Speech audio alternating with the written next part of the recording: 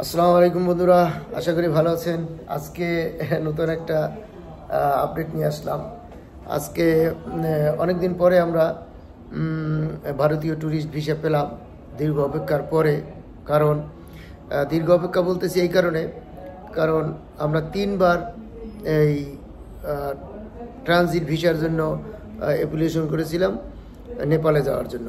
তো বাই রোডে নেপাল যাব, সেই জন্য আমরা নেপালের ভিসাও নিয়েছিলাম। তারপর আমরা একে একে 3বার ট্রানজিট ভিসার জন্য অ্যাপ্লিকেশন করেছিলাম, কিন্তু সেটা ভারতীয় এম্বাসি রিজেক্ট করে দিয়েছে। কেন দিয়েছে জানি না, হয়তো তারা ট্রানজিট ভিসা দিচ্ছে না। আর যতদূর জানতে পেরেছি, ইন্ডিয়া নেপালের জন্য ট্যুরিস্ট ভিসা দিচ্ছে না, কিন্তু ভুটানের জন্য ট্যুরিস্ট ভিসা দিচ্ছে। তো সেই দিকটা আমরা খেয়াল রাখবো। তো আমরা মে মাসে আমরা এই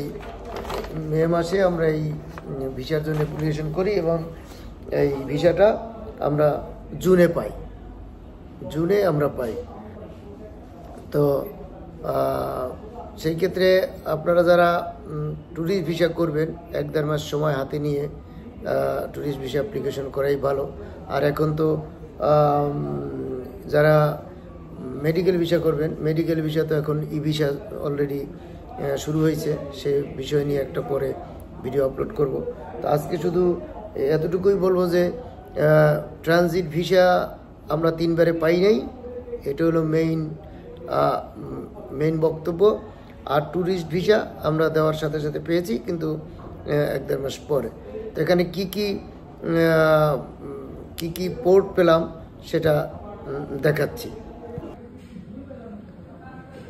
এই যে এখানে 19/6/2024 থেকে 17/12/24 পর্যন্ত, মানে 6 মাসের এই যে ট্যুরিস্ট ভিসা, এখানে টি লেখা থাকবে, ট্যুরিস্ট ভিসা পেয়েছি। তো কী পোর্ট পেলাম বাই ইয়ার, মানে প্রথম হলো not valid for provided restricted and cantonment area. এটা এলোড না, আর অ্যালোড বাই ইয়ার, যে কোনো এয়ারপোর্ট থেকে আমরা যেতে পারবো। আইসিপি হরিদাসপুর মানে বেনাপোল থেকে আমরা যেতে পারবো। আগরতলা থেকে যেতে পারবো। গেদে বর্ডার থেকে আমরা যেতে পারবো, এটা স্থলবন্দর বর্ডার।